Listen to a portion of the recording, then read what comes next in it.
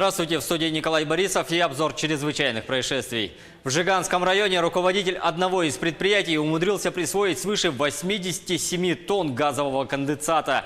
В суде было установлено, что он, оформив доверенность на одного из своих работников и введя в заблуждение работников филиала Жиганской нефтебазы, вывез из хранилища нефтепродукты на автомобили на общую сумму около 3 миллионов рублей. Конденсат принадлежал предприятию, которым мужчина сами руководил. Вину признал, ущерб частично возместил и получил 3 года с половиной условно. Приговор не вступил в законную силу и может быть обжалован сторонами. Как Новый год встретишь, так его и проведешь. К 10 годам строгого режима приговорен житель столицы республики, который убил приятеля в канун Нового года. 42-летний мужчина отмечал с погибшим праздник. Следствием и судом установлено, что 30 декабря 2018 года мужчина отмечал наступающий Новый год в компании со своим приятелем в одной из квартир жилого дома, расположенного на улице Свердлова в городе Якутске. Между мужчинами вспыхнула ссора, в ходе которой обвиняемый схватил кухонный нож и нанес им 2 удара в грудную клетку потерпевшего. От полученных травм мужчина скончался на месте происшествия, а обвиняемый отправился в соседнюю квартиру, где проживали его знакомые, и сообщил им о совершенном преступлении. По прибытии сотрудников полиции мужчину задержали и доставили в отдел Следственного комитета. Несмотря на показания свидетелей и исследованные обстоятельства преступления, он отказался от дачи показаний и на протяжении всего предварительного следствия не предпринял попытки объяснить свой поступок. Несмотря на это, следователям в полном объеме восстановлена картина произошедшего и собрано достаточное количество доказательств виновности обвиняемого.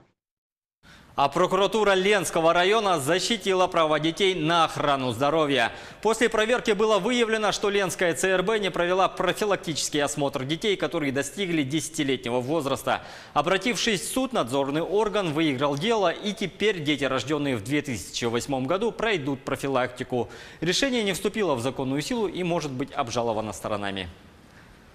Переходим к федеральной повестке. Пока дети Ленского района Якутии не могут пройти обследование, в Московской области ребятишки вынуждены находиться в больнице.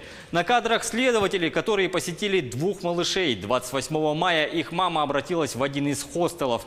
Сняв комнату, она скрылась под предлогом забрать паспорт из машины.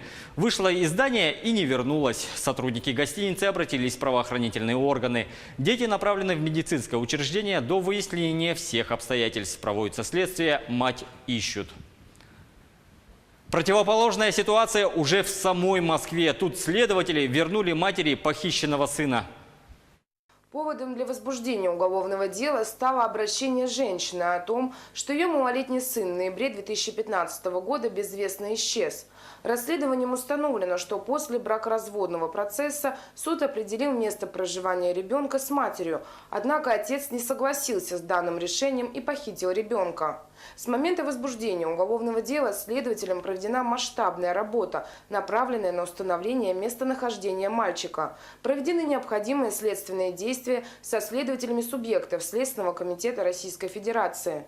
15 апреля 2019 года было установлено местонахождение отца. Мужчина был доставлен в следственное подразделение. В ходе допроса он сообщил о местонахождении ребенка. В тот же день мальчик был доставлен в подразделение ведомства и после проведения необходимых процессуальных действий передан матери.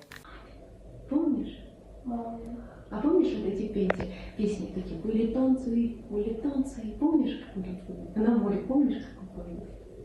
Помнишь, на море, когда ездили с бабушкой, с дедушкой, помнишь? Да. Серьезно? Я чуть-чуть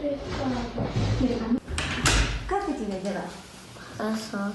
Какой ты красивый. Ты с кем сюда приехал? С папой. А где ты был до этого? Дома. Дома? А с кем ты был дома? С бабушкой. А, с бабушкой? Вы там играли? Или что вы там делали? Нет, температура у меня. У тебя температура? А ну дай попробую. Сейчас нет температуры. У тебя как? Болит голова? Нет? А как ты себя А мы чувствуешь? сейчас видео делаем. Вы видео делаете? Да. Ой, так давай улыбнемся всем, скажем привет. Скажи привет всем. Мы сейчас видео делаем. Я хочу папе сказать видео, чтобы хорошее получилось. Да, так оно и получится хорошее. Ты же красивый мальчик. Ты просто улыбнись и скажи привет. И все хорошо будет. Давай? Ты, может, маму любишь? Да. На этом пока все. Берегите себя и будьте внимательны к детям.